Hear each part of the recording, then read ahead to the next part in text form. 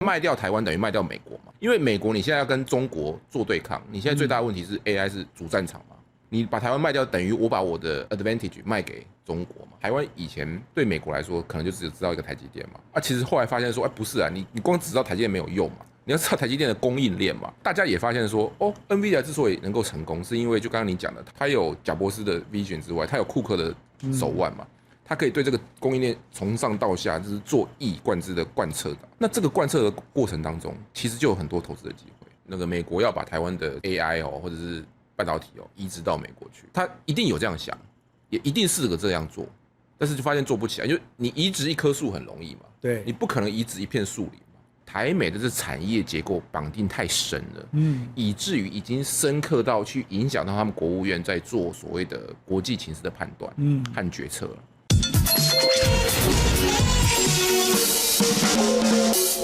巴菲特曾經買過台積電，但他很快把它賣掉了。他說台積電是一個非常好的公司，但他不喜歡那個位置，他覺得這裡兵凶戰危，這裡隨時有戰爭的風險，他不喜歡風險，所以他把台積電賣掉。但巴菲特把台積電賣掉之後呢，台北股市卻像噴井式的成長，而台積電也成長了好幾倍。那麼這樣問題來了，那到底現在台積電或者台灣不像巴菲特講，我們已經沒有兵凶戰危了嗎？台灣已經沒有戰爭的風險嗎？那如果台灣還像巴菲特講的，我們有戰爭的風險，那為什麼現在不斷的外資要來台灣投資？我們看到 ASML 也來了，我們看到 NVIDIA 來了，我們看 AMD 也來了，現在連康寧都來了。那台灣現在我們處的位置到底如何？到底安全還是不安全？這個現在變成一個很大的爭議。另外就是台灣的這一波是完全順着 AI 的順風車，我們搭上去了。但現在大家也擔心，現在台股已經到了45000點，這是大家過去想象不到的一個事情，想象不到的一個數字。但在站上45000點以後，就很擔心說，那是会有一個泡沫的來臨，會不會像2000年那個網絡的 .com 的那個風暴，現在會有一個非常大的一個跌幅？但有人講那不一樣，這兩者不一樣，那不一樣又在哪裡呢？那我們今天特別邀請了台新星光的金控的首席經濟學家李振宇呂博士來跟我們聊一聊。吕博士你好。寶傑好，各位觀眾大家好。好，那呂博士，我看你最新的一篇臉書裡面特別提到說，其實大家都會擔心說，會不會重演.com的那個風暴？.com當時也漲得非常兇，就後來跌得非常可怕，但是後來又起來了。那現在這個 AI 一樣，我們現在看到台灣從來沒有這麼大的動能，一下子從1萬點、2萬點、3萬點、4萬點，現在看完5萬點上去了。大家在那邊會害怕，會有驚，我到底要怎麼看待？我會重演.com的那樣的一個風暴嗎？我先從2個角度來看哈。第一個，你先從 AI 的產業這個角度，我覺得我們現在對 AI 產業最大的風險不是在於 AI 產業會不會泡沫，而是我們對 AI 產業的想象力不足。其實這2天黃仁勳也提過類似的看法哦，就是說我們對 AI 原本的想象是說 AI 去掃地做飯嘛，我們在吟詩作畫。現在看起來是 AI 在吟詩作畫嘛。我們在掃地做飯嘛，但頂多叫 Foodpanda 吧，對不對？所以你大概現在其實我們的 AI 實際的運作跟我們的目標其實還非常遠了。所以你看最近黃仁勳他除了在講 AI agent， 這個就是說實際上可以取代人們在網絡上包括這個電腦系統上的所有的作業之外呢，他其實花了很多時間在講說那 physical AI 要怎麼落地，要怎麼訓練這件事情。所以你說 AI 產業，我覺得 AI 產業可能就像那個 Lisa 蘇講的一樣，可能是9局棒球現在第3局，3局而已，在第3局，我完全同意這個看法。才剛開始，所以這個產業大概是非常 early stage 而已。但是你說那 AI 的相關的股票有沒有很貴？這是有啊，這是有。但是如果我們今天純粹去看台股了，這個台股這個結構已經是跟以前真的完全不一樣了。你去看我們用今年，就是今年2026年，現在過超過一半，我們大概可以抓到今年的 EPS。今年台股賺100塊，就 EPS 100塊的公司電子公司我不要講傳產，電子公司有8家，50塊的有18家，10塊錢就是賺1個股本的有40家，這是你以前沒有辦法想象，5年前、3年前賺個7塊不得了啊！所以還是真的賺很多錢。對，他今年是賺10塊以上賺1個股本的40家，所以你可以看到說這個是真金白銀嘛，真槍實彈的在賺錢，它不像.com的時候。.com有個問題是說，我們現在講的是上市公司，上市公司本益比評價是最基本的一個起點，哦，當然你股價跑到很遠的地方，本益比到200倍、100倍，那當然本身會有點問題了。供息貴就是一個利空嘛。但是你看哦，這一次哦，這一次台股哦，現在這前50大電子股平均本益比在25倍，那台積電大概是22倍，22倍。所以你有沒有說很貴？也沒有到很貴啦，也沒有到很貴。那你看 .com 的時候，那個其實就是他們用那個評價創投的本夢比來評價上市上櫃公司，那這就不對了。哦，那現在台灣其實現在全市場在看這些公司的時候，還是在看你說，那你有沒有賺錢，有沒有實際獲利？你的獲利多少，你 EPS 拿出來給我看嘛。哦，他不會是已經到瘋到說我只看你做的夢而已啦。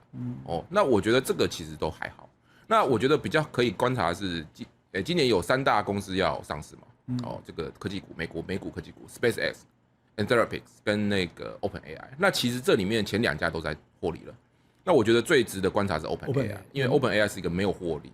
哦。那如果它上市之後呢？哦，真的大家一蜂擁而進衝進去啊，這個時候就真的要小心哦，因為 OpenAI 那個賣的就是夢啊。對，如果那個時候大家發現哦，大家真的是要用本夢比來看這個股市的時候，那個時候再衝的時候，那一波可能就是最後一波。對，哦，那反而是如果 OpenAI 上來之後，市場是賣它，對，哦，把它賣下來之後，那搞不好這一波 AI 是個長週期啊。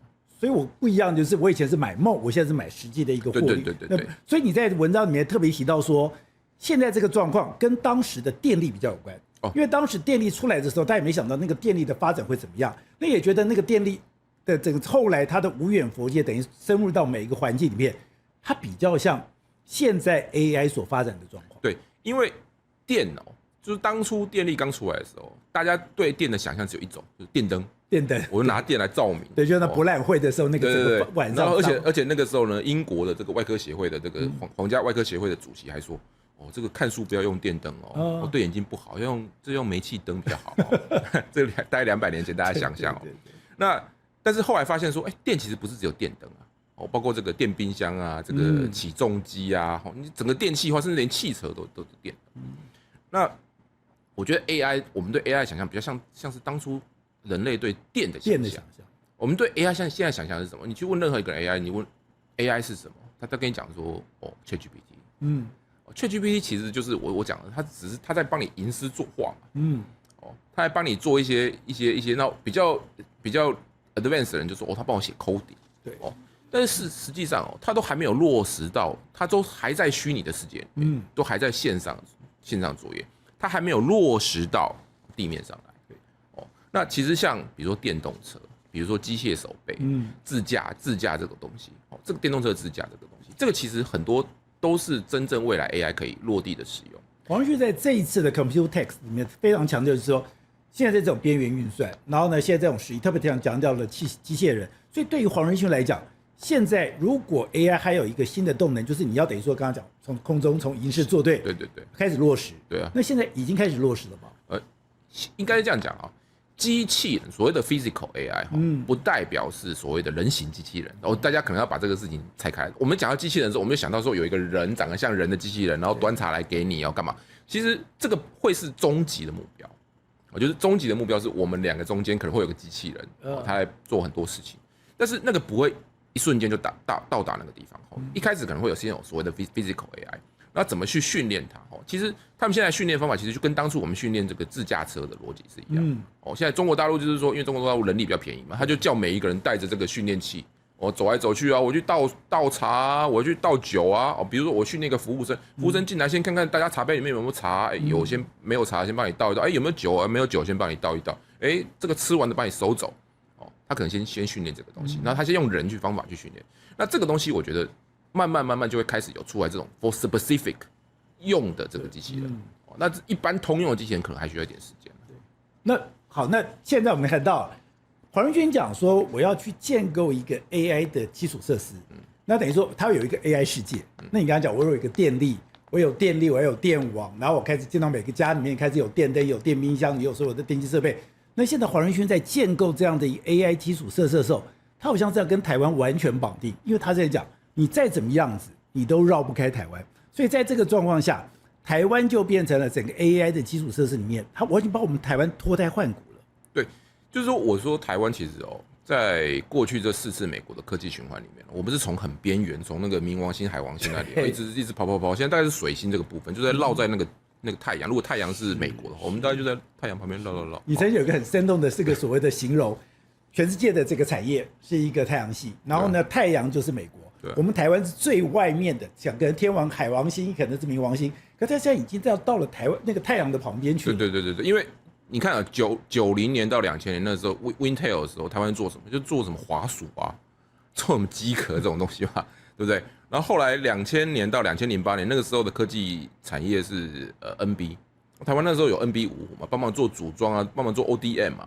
然後到了08年到2020，其實全世界的科技的美國的科技的革命是手機嘛，就 Apple 嘛。那個時候就是台灣就變成說，我有提供這個 key component， 比如說像這個大立光啊，這個 key component。然後這一次呢是 AI 呢，核心就是什麼？就是 CPU 跟 GPU 嘛，做都是台積電的供應鏈在做嘛。對。所以我們就從最外圍這樣花了40-50年，從最外圍這樣慢慢走進來。它其實不是大家想的說，我們一出生就在核心，不是啦。就是我條條大路通羅馬，有人一出生就在羅馬，我們不是啊，我們在從很遠的地方跑到羅馬來了，跑了40幾年才跑到羅馬，所以這個其實是台灣過去這3代人努力的結果。那我們看到黃仁勳特別來台灣，他沒有別的地方去嗎？只有台灣嗎？也就是說，今天這個產業鏈，他不然講，他現在比如做了這個 Vera Rubin 裡面好像除了這個 HBM 的記憶體是要韓國之外，你要解決的中間的晶圓的問題，要解決封裝的問題，要解決散熱的問題，要解決機櫃的問題，它好像所有的東西，它所有的解決方案都在台灣。這就是台灣現在為什麼在這個 AI 浪潮裡面這麼重要的原因。對，我們現在是一片森林，就是我們以前一直在講到說，那個美國要把台灣的這個 AI 或者是半導體移植到美國去，對，他一定有這樣想，也一定試着這樣做。但是就發現做不起來，就你移植一棵樹很容易嘛，對，你不可能移植一片樹林嘛。當你變成一片樹林的時候，大家只好來樹林裡面朝貢嘛。对，其實我覺得邏輯是這樣，就是說我們把這個東西做成了一片樹林，當你做成一片樹林，那就不是那麼容易去移植的。你今天像台積電到美國去設廠也很好嘛，問題是封裝還沒做好啊，你只好再回來封裝嘛。對，封裝完再送過去嘛。其實都一樣的東西嘛。那他說那我們要去那邊蓋封裝，可以啊。美國蓋廠就是2年到4年嘛，它不像台灣嘛。所以上次有人說什麼18個月之後，什麼美國的這個 chip 的就會是全世界最大，那真的是想太多了啦，不太可能啊。你光蓋廠都還沒蓋好，怎麼會是最多？不可能嘛。所以這樣講，台灣其實有2條線。我跟你開始講，巴菲特一開始買了很多台積電，他買很多台積電以後呢，我覺得太危險，這個地方我不喜歡，所以呢我就把它賣掉了，賣掉就漲。可是台灣一直有一個非常危險的地方，那我們也很多人講，因為這個危險，所以我靠什麼？我要靠美國來保護我。那可是現在我看到台灣內部就很多以美論啊，美國不會保護你了，美國不會保護你，而且以川普的性格，他搞不好還把你當成餐桌上的這個菜單，他會把你隨時交易掉。那現在有很多人這樣的一個擔心。可是你提到說台灣不用擔心，是因為台灣已經非吳下阿蒙了。現在已經不是美國要不要賣台灣，是他能不能賣掉台灣的問題。我相信，在過去這風雨飄搖的幾十年以來，美國內部一定有討論過要不要把台灣賣掉。只是說他們有真的想要賣掉。對啊，他很可惜，他沒有早一點賣嘛，對不對？早一點，現在已經賣不掉，因為現在賣掉台灣等於賣掉美國嘛。因為美國你現在要跟中國做對抗，你現在最大的問題是 AI 是主戰場嘛，你把台灣賣掉，等於我把我的 advantage 賣給中國嘛，我把我的優勢整個賣給中國，對，那這個時候我就不行了嘛。當你的東西綁定在一起的時候，你就沒有辦法賣嘛，對，他如果早一點要賣，搞不好就賣掉了嘛。講比較不客氣的，台灣從來不是在國際關係上做過什麼了不起判斷的國家。台灣從老蔣以來，每一次的國際判斷，我們都是判斷錯誤。每次都判錯嗎？對啊，比如說老蔣的杜威嘛，大概都知道嘛。對。那之前呢，希拉蕊在跟川普選總統的時候，請問台灣有多少人支持川普？沒有啦。大部分那時候幾個政黨都是支持希拉蕊吧？但是後來出來是說希拉蕊才要賣台灣嘛，對不對？他把國債給解決掉，大家鼻子摸摸都不敢講話嘛，對不對？而且再比較不客氣的，2015年、16年那時候，紫光要來台灣，對，買半導體。你去翻那個時候的報紙，那個時候每一個官員都贊成台灣把這些東西賣。那個時候唯一站出來反對的是誰？是 Morris 對，是 Morris。他說你們買不起。對啊，只有 Morris 出來反對，你其他那些公司我就不要點名了，大家回去查一下。我沒有講，我講的。對，每一個都去談嘛。可能開的價格太高，對方沒有買嘛。對。現在10年之後突然變很有錢。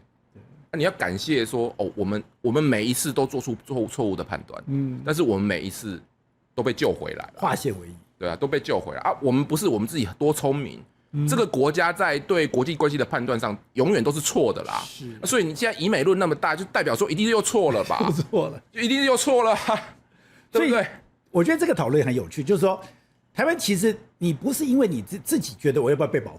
它不是現實，我覺得不是那個所謂的道德價值的問題。當然不是的。那完全是因為你在現實利益上面。也就講說，杜魯門本來很討厭蔣介石，對，他說他一家都是賊，而且當時根本就要把你放棄掉。那放棄掉了以後，誰知道會有韓戰？當時中國都已經準備好了，他的粟裕的50萬大軍都已經準備要渡海了，都已經開始要打仗了。就那批部隊就調到韓戰。如果沒有韓戰，今天也不是這樣的狀況，就沒有鐵幕。同樣的。沒有2019年，現在川普要跟中國打那個所謂的貿易大戰，要開始去搶世界的霸主。沒有中國威脅到了美國的世界霸主，他不會覺得警覺，然後要跟你對抗。那在這個對抗之下，台灣才有價值，他才必須要保護台灣呢。是啊，就是因為我們第一個是我們大概就是我常常講在雞蛋與高牆之間我們永遠要選擇美國那邊你就跟美國綁定就你綁定的越深，他不是不想放棄你，他是沒有辦法放棄你嘛，對不對？就是這個東西已經粘在我身上，我等於我可能要犧牲掉我整個半個性命去這個，那我才不如把它保護好。可如果你這樣講的話，那我們就非常好奇了。如果你要這樣講，美國如果賣掉台灣，他會要付出什麼大的代價？他其實就失敗了。他怎麼樣失敗？第一個，你所有的盟友都會知道說你會背叛我，不背叛我，那你大家就对於你的這個信任是完全的危機。第二個，你可能在 AI 這個競爭裡面，你就全部都失敗了。哦，為什麼？對，因為整個供應鏈就被中國取走了嘛。那你請問一下，你美國以後晶圓代工要下哪裡去？自己蓋靠 Intel 嘛。所以川普現在就很希望說，第一個我扶持 Intel， 第二個他很希望是把台灣整個供應鏈都搬過去啊，不是現在不是台積電過去啊，是你台積電所有的供應商，包括做化工的，包括做封裝的，你們都來美國啊。对，所以我就說第二個就是量的問題。第一個你光蓋廠就蓋個3年嘛，蓋3年完之後，川普都下台了，對不對？第二個就是說那量能夠支撐多少嘛，能夠支撐多少量嘛。如果你就是可能就是5%、10%，那就是說也不是什麼壞事了。你有10%到20%、10%到20%的這個產能在美國，這對於我們來說也不是壞事嘛。就是告訴你說，中國如果真的來侵入台灣，那美國那邊晶片還是在嘛，所以這個對他來說也是一種威脅嘛。但是你說這個美國有沒有辦法做到說像台灣一樣，整個供應鏈那麼完整，然後那個高效、低成本，這個看起來就是很困難嘛。對啊，至少短期之內我是看不到了，可能將來什麼2030、2035、2040搞不好有機會，但是至少不是現在。所以你剛才講到，台灣現在不是一棵樹，台灣現在不是一個台積電。剛剛講的，你如果從這個 Vera Rubin 的來講的話，剛剛你不是只有中間的晶片，包括你的封裝，包括你的機櫃，甚至連那個滑軌，甚至你連這個所謂的散熱，它是整個一系列的東西。你中間包括散熱不行，你就完蛋了。對啊，滑軌不行也完蛋了，你的機櫃不行也完蛋了，你的 PCB 板不對也不行。可是那個東西很妙的是，那只有在台灣。所以你今天如果說你擔心什麼以美論啊，它賣掉。如果這個東西不能被美國所用的話，它就會被中國所用。它如果被中國所用的話，那美國麻煩就大了。是啊，完全同意啊。所以你完全從現實主義的立場來講，根本不用擔心這個事。對，我們就是從很現實的角度來看嘛。所以你要真的要相信台灣所有的政黨在判斷台美關係上從來沒有正確過啦，都是錯的啦。所以你看他們在講，就要很放心啊。不用太擔心。我不是說講某個黨，就是每一個黨。都就這樣子判斷錯誤。好，那剛剛講的，可是在這個過程裡面，剛剛講的，川普跟對台灣來講，還是做了一些動作，讓我們有一點點小小的哎呦。比如說，他說要打電話，因為他畢竟他現在伊朗是一個大問題，所以呢，他在跟這個習近平談完了以後，我覺得他棒子跟胡蘿蔔同時丟。第一個，我用那個台灣延後軍購，我給你一點好處是好，可是我要打電話給賴清德，然後呢，我要來威脅你。可是在這個過程裡面，你還是會讓台灣人覺得有一點，我隨時是被你拿到談判桌上面去啊。不是，台灣要理解到一件事情，就是說我們現在已經不太可能是籌碼，但是川普就是這種個性的人嘛，所以很合理，就是大家很討厭他，是很合理。我也討厭。对啊，就這很合理嘛。但是他就是會做這種雙面個性。但是你要知道一件事情，我們要徹底的理解一件事情，就是說台灣現在是沒有辦法跟美國利益脫鈎。就是說一旦台灣被賣掉，美國是會在中美競爭中徹底的敗退。你要從這個角度去出發。如果你從這個角度去出發，你就知道說他就在嘴炮嘛。他在嘴炮，那你就讓他嘴而已嘛。其實不用自己嚇自己啦，對不對？我說真的哦，現在講的，我現在覺得1971年嘛，台灣退出聯合國，1971年那個時候你不怕，對不對？然後1996年在射飛彈的時候你不怕，那你這個時候怕不是覺得很好笑嗎？這個時候怎麼有那兩次兵凶戰危？這個時候台灣的跟美國關係哪有那2次的好？對不對？利益現在是更綁在一起。如果你那2次你都沒跑，你這是在跑什麼？根本不用擔心啦。我覺得這個邏輯是不對的啦。問題是說，因為人類的壽命是有限的，所以你大概你那些東西你只能從書上看到，你沒有辦法去理解當下的情況。如果你理解到當下的情況，你就應該知道說，其實不是長這個樣子。對，你現在的信息就是完全綁定在一起。對啊。而且我覺得還有一個非常有趣的現象，就是現在。我先問，你覺得現在真的是一個中美的霸權戰爭，而且是修昔底德陷阱，而且這個霸權的戰爭只有一個可以存活下來嗎？其實美國沒有到那麼想要去解決中國，但是他是被迫動手。你可以想一下說，從2013年就是習大大上來之後，習大大其實是步步進逼啦。其實我是覺得哦，中國要解決台灣問題哦，如果不要那麼急的話。他其實是有機會解決的，但是你可以看到他太急了，他先解決香港，解決香港的那個手段實在太醜陋了，讓全台灣都看在眼裡嘛，對不對？第二個就是說，那他要站起來跟美國叫板這件事情，這個是美國沒有辦法接受的，特別在南海。對對對，那美國一定會想說，開玩笑，怎麼是我服侍你來跟我叫板呢？那這個鐵定是不可接受的，所以我是覺得今天中美戰爭呢。走到這個地步啊，這個中國自己要想一想，你到底在幹什麼啦？你在幹什麼啦？就本來是不需要走到這一步的啦。真的是馬照跑，舞照跳，可以繼續一路下去的啊。13年之後是整個就是完全翻盤嘛。你走到現在這一步，很難有回頭路了嘛。因為如果習大大這個時候突然示弱的話，那我覺得他地位大概也不保。對，所以這個已經是火車要對撞。那火車要對撞的時候，你只能選一邊啦。你說台灣只能選，對，你不能在海那邊想說什麼一大堆人在畫什麼等腰三角形，沒有這種東西，你會被2台火車夾死啦，對不對啊？你只能選一邊嘛。這很像那個日本的這個所謂的官員之戰，沒有任何中立的空間。對對，你只能選一邊嘛。你只能選一邊。對，那我覺得為什麼剛剛提到問這個問題，是我自己覺得在台灣這個角色就變得對美國來講更重要的是，我不但是這個在 AI 上面我有這個產業鏈，我不但是說我今天的地緣政治上我是第一島鏈最重要的樞紐。我覺得現在中美爭霸其實有一個最重要的關鍵，就是你的生產力的競爭。因為美國現在川普他後來為什麼要打這場戰爭？他其實發現了一個在生產力上面，我覺得全世界沒有人能夠跟中國相比。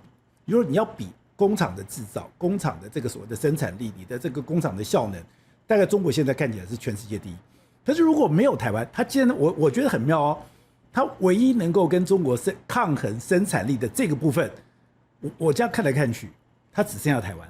那如果你沒有台灣，剛剛講你已經不是盟友的信不信任，你已經不是你失去地緣政治的這個所謂的最重要樞紐，你也不是說你這個 AI 的產業鏈，是你在根本的工業基礎上面，我覺得沒有想到台灣辦這，就你連工業基礎上面你都完蛋了耶。這個就是過去30年哦，我常常覺得這是過去30年華爾街對美國造成的最大的惡果。在過去的30年，華爾街只做一件事情，就是 look down， 瞧不起製造業。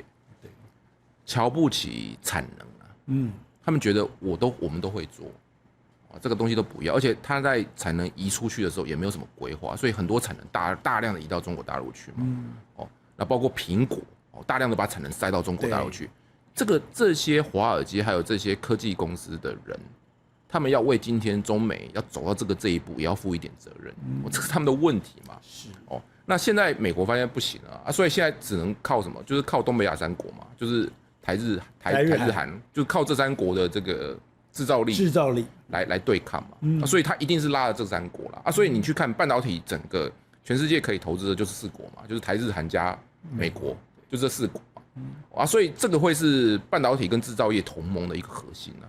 就是說他們那個這個中國大陸裡面有什麼中國加俄羅斯加伊朗加北韓嘛，這個看起來就是美日台韓嘛，而且中間還有一只蝙蝠吧，這邊搖來不定的那個韓國嘛，對，所以其實是3個半，3個半啊，所以這個其實會是一個製造業對抗的一個基礎啊，對啊，我同意啊。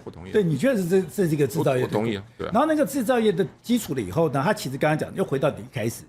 其實是我覺得為什麼現在美國要在 AI 上面，我要跟你楚河漢界、堅壁清野，那因為那個是美國在製造業上面唯一可以反敗為勝的一個契機。那現在問題是好，現在這個黃仁勳領軍，黃仁勳也講啊，他說現在非常擔心中國的這個 AI 的這個生態系也會起來，所以變成現在是中美的 AI 的生態系的對決。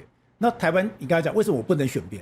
所以你這2個生態系是一定楚河漢界啊，你不是選擇美國的生態系，就是選擇中國的生態系啊。那如果選擇是中國生態系，那台灣一點競爭力都沒有了。对，中國自己就捲死了，捲死了。對啊，中國就要捲死了嘛。所以你只能選一個有高附加價值、自己有價值的東西嘛。我跟這個人同盟，我有價值；你跟另外一個同盟，他們自己都做得比我好，我去跟他同盟，我有什麼價值？那我大概率是沒有價值。所以你一定是選那種同盟完之後自己比較有價值的那一邊去加盟啊。你不太可能去加盟一個，說我加入之後，他很多東西都做比我更好的地方加盟，那沒有什麼意義啊。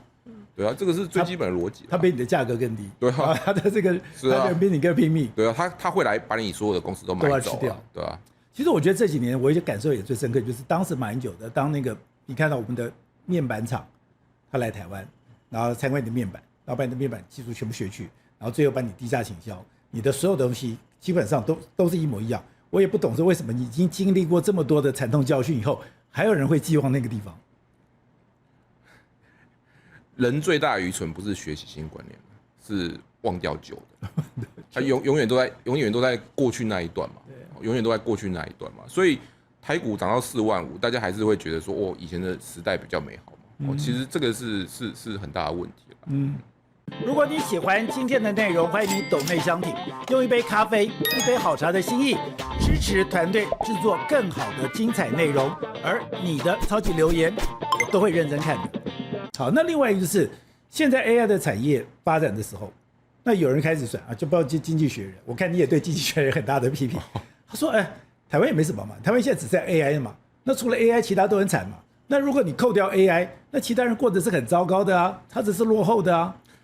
我先講一下，這個是有2件事情的。說你扣掉會漲的股票，全世界的股票其實都是跌的嘛。它是一種套邏輯啦。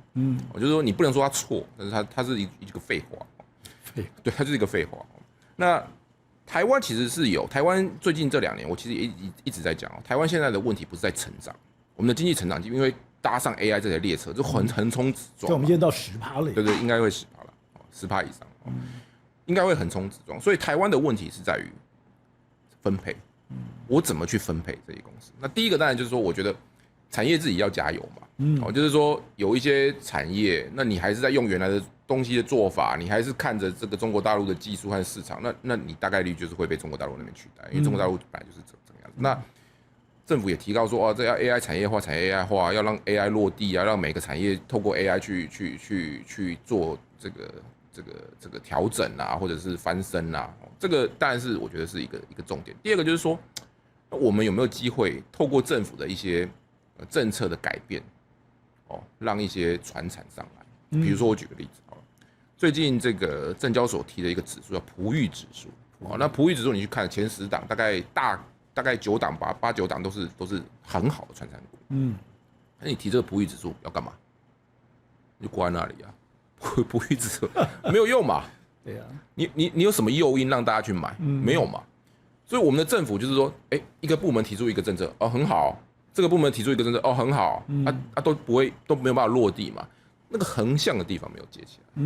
我政府要去透過一些橫向的東西，比如說我舉個例子今天你說普益指數裡面有很多股票，這些股票是好的，那你假設了你說那些壽險公司很多錢嘛，你讓壽險公司來買這些公司做投資，做長期投資，那給壽險公司這個 RBC 的折扣，那壽險公司就會來嘛，那錢就會進來嘛，要有誘因，對，要有誘因嘛，不然你光設計一個普益指數，它就會漲嘛。不然呢？不会動啊！我其他的漲更多，因為這是比較的、啊。對，我漲更多，不是你的體質好不好的問題啊。是啊，我為什麼要去買這個？就像我也覺得很多金融股賺的很多啊。對啊。可是你就是不會，你漲的不會比 AI 的更多。AI 的更多对啊。所以而且你要想一件事情哦，現在這些股票很多股票都漲很貴，那有一天如果回檔，那大家都會受傷嘛，受傷又回來罵政府嘛，對不對？那你這應該開始去想說，那這些股有一些太貴的股票，它其實有沒有機會把這些資金引導到這些？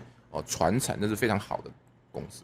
那另外一個就是說，比如說有一些傳產的大老板現在開始在提倡哦，但你看哦，台灣哦這個電子股裡面有一個公司很厲害，叫國巨啊，全世界併購，全世界併購，還有併購。那傳產有沒有這樣的機會？有一些傳產的老板開始在想，那我們要不要去跟那政府要不要去想說，那我要不要給傳產這些公司，因為它的股價太低了嘛，你要先幫他把股價拉起來，他就才有能力去併購別人嘛。那股價拉起來之後，那我們再給他一點誘因哦，你如果去併購，我給你一些租稅的優惠哦。他們這些人都很聰明啊。那這些人如果給他一點點機會，他其實也可以，說不定也做得比這個我們的電子股這些相關的這些個股的老板做得更好嘛。哦，政府要去想哦，在分配這條路上，我們要做點什麼事啊？我知道現在政府也很急啦，但是他的分配就是。發錢嘛，對啊，就是發錢嘛。那發錢這種東西呢，其實最麻煩。你發給人家拿到的時候，一瞬間高興一下就沒了，之後就忘記了。对，所以發錢不是一個好的建議啦。所以要去想一想，說怎麼去把分配這個點做好一點。你覺得政府現在沒有好好在做這件事嗎？不能說沒有，就是說他們做的方法都是以前的方法。你1萬點用這種方法。OK 了，45000用這個方法不太一樣，因為那個沒賺到錢的人仇恨值很高哦。你要想想有沒有什麼其他的方法了。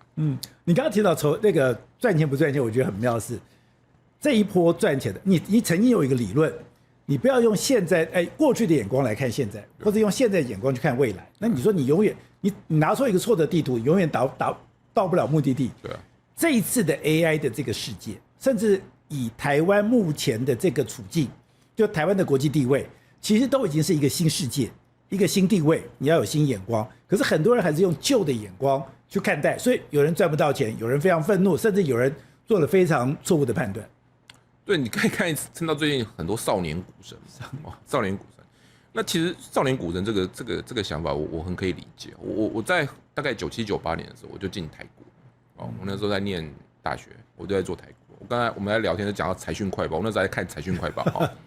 那個時候我去買股票的時候，我媽就問我說：“那我買什麼股票？”我就跟她講說：“我那時候買台積電、聯電、鴻海。”我媽就說：“那什麼股票？你怎麼沒有買那個？感覺都沒有什麼資產。”對啊，沒有資產啊，因為他那個年代就是買資產股嘛。他那個年代也是買資產股啊，所以新的時代出來的時候，就是你要對這個新的產業了解的人，你才能夠真正賺到錢。那。很簡單嘛，以前所有人就覺得12682就是個天險，永遠都過不去。當你過了12682，到了2萬點的時候，哇，好貴好貴。你在2萬點的時候覺得好貴好貴，你在3萬點的時候覺得更貴很貴。你現在45000的時候，你還是覺得很貴很貴，那你永遠都不會進去嘛。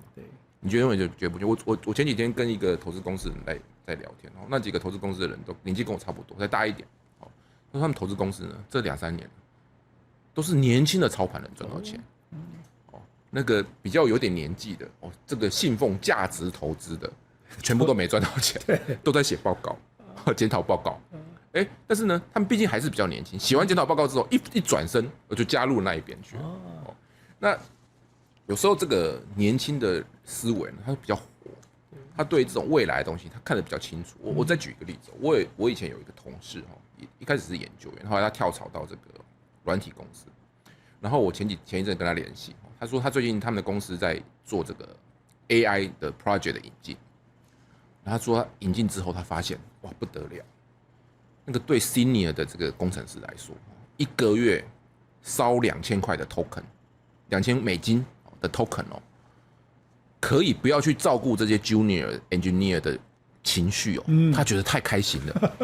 現在年輕人又需要很多情緒價值嘛。我們老人不太會照顧人家情緒價值。那我今天發現，我直接跟 AI， 他做錯，我直接罵他，他還跟你說謝謝，然後還每做24小時，而且我現在說改就改，對，他很開心，他覺得說這個非常好。然後我這個年輕的同事，他大概就30歲，他說他引進了這個 project 之後呢，他把他全身，他引進了大概一半的時候呢，他就把他全身家拿去買這個費半，就去拿知道這個好處了。對，他就發現說這個不得了，這個是真的，這個是真的。對，你在外面的人，但是覺得說這個感覺很貴嘛，但是你看年輕人在 involve 在這裡面，他說這個不得了，太好用了，這個是真的。就是說你看那些 senior 的這個 engineer，他們光透過 AI 來做事，他等於他自己變成3頭6臂。他不用透過別人變成3頭6臂，他一開始要帶一個 team 嘛，他現在帶一個 team 全部都是 AI， 而且這個 AI 這些人就是每一天都很乖，都不用照顧他的情緒。對，那我們就來做這些事情就好了。所以世界是變了。對啊，只是世界變了，你有沒有眼睛看到這個世界在變？是啊，因為最近很多人把那個 Peter Lynch 的這一個舊的談話拿出來，我覺得他講的非常有意思。他說，其實你不要去搞那個什麼這個線圖啦，你不要搞那些什麼那麼複雜的這個什麼財務的。他說，重點在於那個公司的經營，那個公司是不是有一個非常好的經營？這個公司是不是有很好的這個財務的狀況？是不是有很好的這個經營的策略？它是不是有很好的發展？你去了解公司，比你去了解那些技術線型來得更重要。那很多人就會看到，對，如果你從這個角度來看，你從這個角度，你就不會去鎖在它的股價，而是說你剛才講的，我的這個營收，我的這個所謂的成長，我在這個市場占有的地位。那你的想法會完全不一樣。當然了，主要是看那個團隊了。一個經營公司的團隊，它的 vision 在哪裡？對，比如說為什麼 NVIDIA 一直都是一個很 tough 的公司？其實很多人也跟我講過說其實 NVIDIA 裡面也是跟一般台灣公司什麼美國公司差不多，也沒有特別厲害。但是你可以看到那個 leader 就是特別有 vision 嘛，他看得比較遠嘛。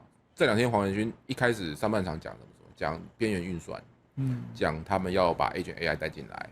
講到他們的一些策略，下半場講 Cosmos， 講到他們要怎麼去訓練這個 Physical AI 落地，那他們已經有怎麼樣的計劃，他講得非常清楚嘛，那你就會知道說，他不是在畫唬爛嘛，對，他講的是真的嘛，他已在做了嘛，對不對？我覺得這個很重要啦，就是說，你第一個你要有想法，你要有團隊，然後你要有落地的計劃。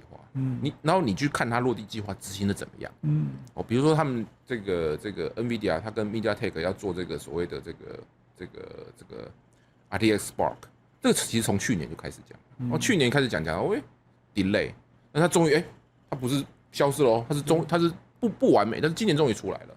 那出來之後可能9月就要開始問世了嘛，你就會知道說這個公司其實是有一步一步在落地的。對，所以我觉得這個其實是非常好的一件事情。好，那我也非常好奇一個是，黃仁勳跟台灣綁定的這麼牢靠。那昨天我也跟黃清勇聊天，他說他跟黃仁勳聊，他覺得一個非常驚訝的是，黃仁勳對台灣的產業鏈，對台灣所有的生態，所有每家公司，他都了若指掌。那是一個正循環，還是說那它是一個刻意挑選的結果嘞？我覺得你如果不能夠理解，我覺得這個可能是受到庫克的影響。我覺得庫克上來之後，對美國對供應鏈這件事情抓得很緊，這個讓整個後來美國整個公司，尤其是這些大公司，他們對自己的供應鏈管理就是非常非常的在意。就是說，第一個我要讓供應鏈緊隨我，但是我又不能讓供應鏈綁架我。比如說每一個環節，我希望做到什麼程度，但是我又不希望說每一個環節都控制在一個供應鏈手上，我可能就會引進 second source 啊。這個我覺得這個供應鏈很非常的這個環節，我覺得跟庫克很像。我覺得庫克是帶來了美國大公司對供應鏈理解更深入的一個影響性。因為沒有這個供應鏈，蘋果不會賣這麼多手機，是它不會變成這麼偉大的一個公司。對，它是把所有賈伯斯的想法能夠大量落地的人。對，你很多人對庫克很不滿，我也對庫克很不滿，原因是因為我覺得現在蘋果手機沒以前好用了。如果以前賈伯斯在的話，蘋果手機應該不是長這個樣子。但是賈伯斯就是一個飛在雲上的人，你總是要有人把他的想法落地。我覺得庫克就是扮演那個角色，他就是把整個供應鏈每一個環節都能夠做到位。那我覺得這個東西呢，其實讓現在這個算是黃仁勳給黃仁勳，我不知道有沒有人去問他這個問題，就是說他應該給他很大的啟發。所以我覺得黃仁勳對供應鏈的理解之深入，我覺得非常有庫克的影子。所以他很厲害，我有一個賈伯斯的 vision， 我知道我的 AI 要怎麼走，可是我又有庫克的手腕，那剛好那他這個合作的對象那就是台灣。對，可是我在問說，那台灣有可能被取代嗎？因為他現在都在台灣，那難道台灣就可以一直安穩的吃這行飯嗎？我就吃這口飯嗎？我不用被擔心取代嗎？我看到其他很多國家，包括像美國，現在他們也虎視眈眈想要取代，沒有辦法取代嗎？這种只能說你領跑的人，你就只能一直往前跑了。你其實你不需要一直往回頭看啊，說誰會追上来？你如果一直回頭看，你大概率就会被追上了。你只能一直往前跑。比如說，那下一代、世代是什麼？就是 physical AI 嘛。台灣現在其實也有很多 physical AI 的公司也開始冒出來了。那包括 SpaceX 的供應鏈其實也在台灣。其實你就是一直不斷的往前跑，那就像台灣過去從冥王星、海王星一路跑到水星一樣，我們會不會有一天我們變成太陽的一部分？這個可能是我們要做的一個目標了。好，可是你知道這樣跑的過程裡面，黃仁勳前一陣子有一個反應讓我有點印象深刻，大家講說能源的問題，他其實是一個非常客氣的人，可是他那講到那個時候，他就講到 maybe， 然後呢？後來別人在追問說：“啊，我們的政府已經講了能源沒有問題啊，我們的能源絕對足夠啊，我們的這個絕對是可以夠用的。”可是黃仁勳還是講了一句 maybe。所以其實這個能源的部分，其實你剛才講我要往前跑啊，我不但是要去這個生產 AI 啊，我要運用 AI 啊，我不但生產 AI， 我要變成把 AI 這個資料中心這個所謂的落地化，而且你剛才講我現在用到這個 Vera Rubin 會好之後，我這每個 token 的那個用電量都非常非常的高啊。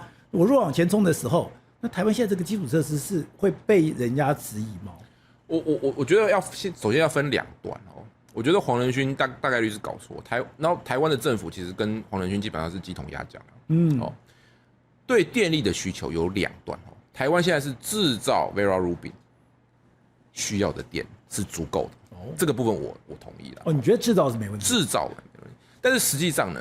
Operation 是很耗電的。如果我們今天把一台伺服器抓出來，然後一直丟那個最耗電的這個大語言模型在那個伺服器上跑，然後一堆人每天24小時去用它，然後一直用到它這台這個伺服器呢，就是會計價值歸零，不是實際上報廢，就是會計價可能7年歸零的話，那這個用電量大概是製造這台的40到75倍。這是我們內部 roughly 抓的啊。40到90倍，对不起，我講錯，40到90倍電力，對，用電。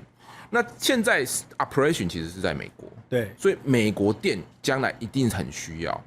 那現在問題來了，台灣要不要成為 operation 的中心？对，我們製造電力這一塊，我覺得政府說的並不是謊話，就是製造供應鏈這一塊電力大概率是夠的。那我們要不要成為？我們政府也在講說，我們要成為繁體中文的這個 AI 的中心嘛，那我們要不要將來有一些資料要放在台灣，這樣子我們在跑的時候速度會更快，什麼之類的。如果台灣不，然後我們要講說我們要百工百業都用 AI 嘛，好，那如果你要變成 operation 的部分，那這個可能是不夠的，這個電可能還需要再更多，所以我還是說這個政府你不要用，你開車不能只看後照鏡啊，你還是要往前看，就是說。我現在往前看的時候，是我用後照鏡看，我製造都沒問題嘛，台積電擴廠1倍我都沒有問題嘛，對不對？但是我往前看，我可能要變成 AI 的 operation 中心的時候，這個電力夠不夠？這個是一個問題。那這個可以要內部可以去考，他們政府內部可以去討論一下。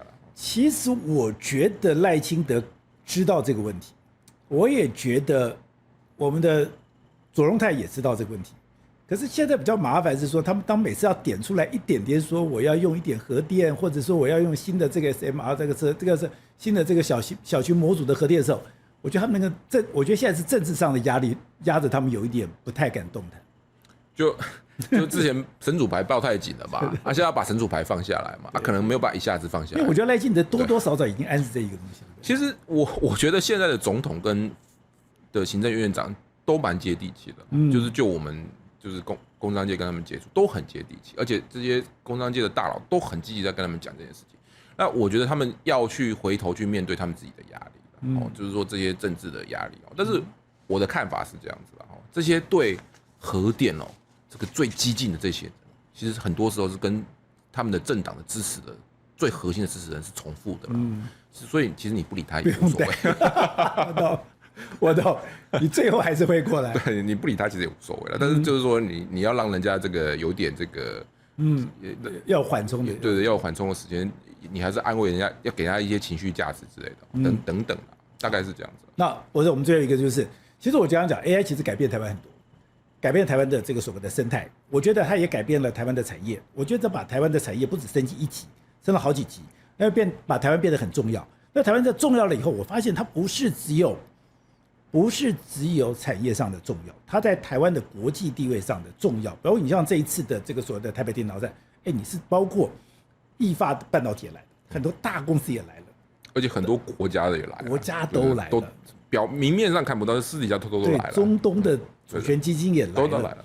所以我很喜歡你講那句話，你用舊的眼光，你看不懂新世界。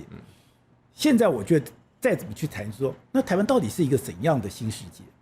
台灣到底影響到什麼地位？因為台灣人很不安全感啊，我們都覺得我們是亞細亞的孤兒啊，我們覺得我們永遠被拋棄的啊，我們都覺得我們永遠是無足輕重的啊。可是你如果按照現在的狀況來講，台灣已經非無下阿蒙了。這個就是我說這個台灣目前為止需要建立一些對自己的自信。這個很像當初日本當了日本第一之後，日本要寫很多書在提說自己日本第一這件事情。當你一個人還要一直在提醒自己是要怎麼樣當第一名，鐵定當第一名當不太久。所以台灣要有一些對自己的自信，要有一些對自己的這個榮耀感。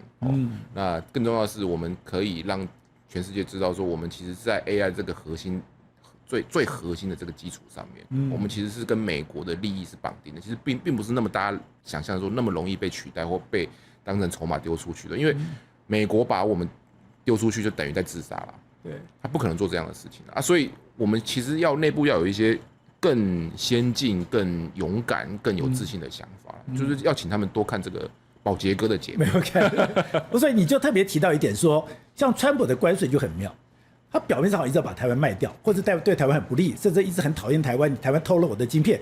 可是事實上，他在很多政策上面，其實對我們來說都是非常友善的，都是非常有利的。15%，你現在甚至有些同旅都已经免關稅嘛？對啊，都免關稅了。對啊，所以就是要試着去看事實啦。就是經濟學最有名的一句話就是說，人是看腳投票，人是用腳投票，用腳投票，不是用嘴巴投票。嘴巴講的不是，你要看他實際上的作為。川普就這一點很顧人怨嘛。對，就是。壓叫各被壓威啦，對，他就是明明就是已經占你便宜了，對不對？然後還要嘴巴上還要酸你一下啊，對，大概是這樣子啦。我覺得你去看川普的作為，其實川普每次說我跟他是好朋友，那是壞話啦。對啊，每次在酸你的時候，其實反而端出來都是好菜啦。所以其實我覺得你要看那個他端出來的東西，不是看他的嘴巴啦，不需要去看他講的話。所以博士你就講，這個東西有點難，就是台灣現在第一個你要了解國際。你要了解美中，你要了解產業，你才有辦法在這個台灣這樣的安身立命。台灣這個小國家不容易。這個也是後來為什麼我們後來常常被邀請去談國際形勢，就是說以前國際的學者來台灣，主要是要了解台美、台灣跟中國那海峽兩岸的關係。那現在他們切入的點都是從產業來切入，想要知道從產業合作這個角度上，那美國跟台灣的關係是什麼，是怎麼樣的綁定？那這個會影響到美國怎麼樣的決策？那因為美國就是這樣做決策，對，美國現在就是這樣做決策，所以就是變成說，現在搞得我們這些經濟學家好像有點不務正業，跨到這個國際關係來這邊，其實不是啊，就是說因為台美的這產業結構綁定太深了，以至於已經深刻到去影響到他們國務院在做所謂的國際情勢的判斷和決策了。這個已經綁太進去了。有這麼深嗎？對，綁那麼深。你可以看到說，現在每一個美國總統旁邊都有一個科技管制的相關的這個大官，也是這些大官都是非常高學歷啊，然後對這些產業那個了解非常非常深入的。我覺得這個其實對整個美國跟台灣跟美國跟中國的關係是影響非常深刻的。那除了這個，我剛才講摩根士丹利特別在這一次台北電腦展之前辦了一個活動，就是那個台北 AI 的這個展覽。那我看到他們的那個專訪，天下做了一個專訪，他特別講的是說，美國現在這些創投，美國這些的對沖基金，他們對台灣，除了我知道有一個台積電非常好，可是我也想知道你整個產業生態鏈，他們真的對台灣現在不只是想要了解台灣的台積電，我對整個台灣的生態鏈，我真的對美國的投資界，對美國的華爾街，他們也都非常希望了解，而且甚至會把這個資金這個弄到台灣來嗎？應該是就我們的理解，其實現在這個包括美國的這個代台協會都有受到這方面的諮詢，對，他們應該都有相關的諮詢在做這樣的事情。就是說，因為這個畢竟還是台灣以前對美國來說，可能就只知道一個台積電嘛，其實後來發現說，不是啊，你光只知道台積電沒有用嘛，你要知道台積電的供應鏈嘛。那大家也發現說，NVIDIA 之所以能夠成功，是因為就剛剛你講的，它有賈伯斯的 vision 之外，它有庫克的手腕嘛，它可以對這個供應鏈從上到下就是做一以貫之的貫徹的。那這個貫徹的過程當中，其實就有很多投資的機會。那其實美國的這個華爾街都非常聰明的人了，他一看就懂了，說，我黃仁勳這麼幹，我們也去看一下。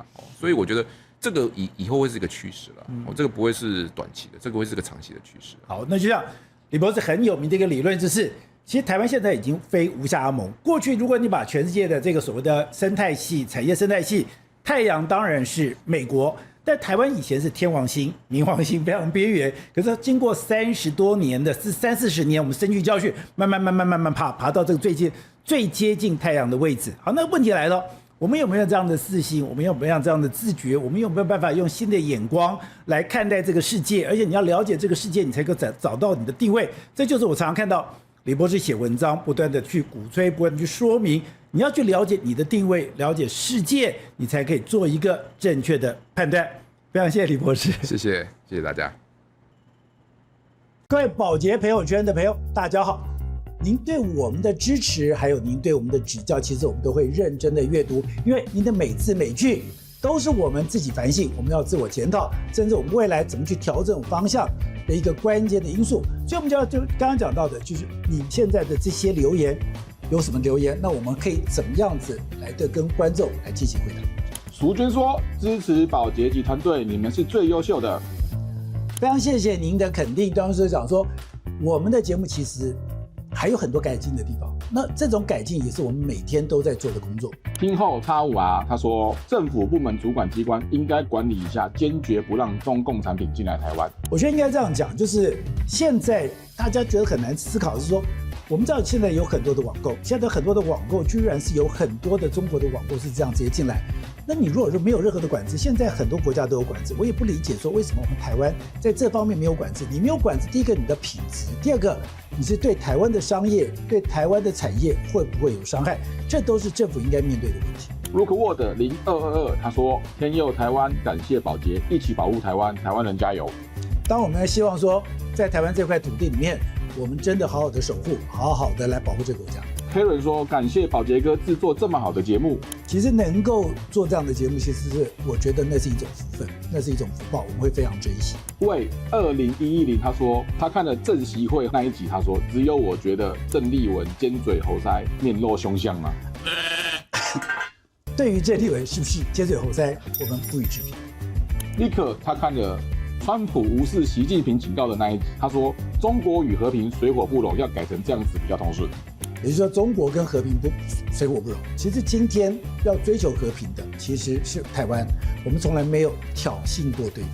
好，剛剛講到的，我們非常認真的在做我們的一個工作。其實我們剛剛講到，我從以前我其實沒有任何政黨，那我也不去標榜這個東西，我只告訴你說，我們現在在這塊土地裡面，我在民進黨跑那麼久的時候，我學會一句話：相信台灣，相信人民，相信台灣，相信人民。這是我做這個節目裡面最中心的思想。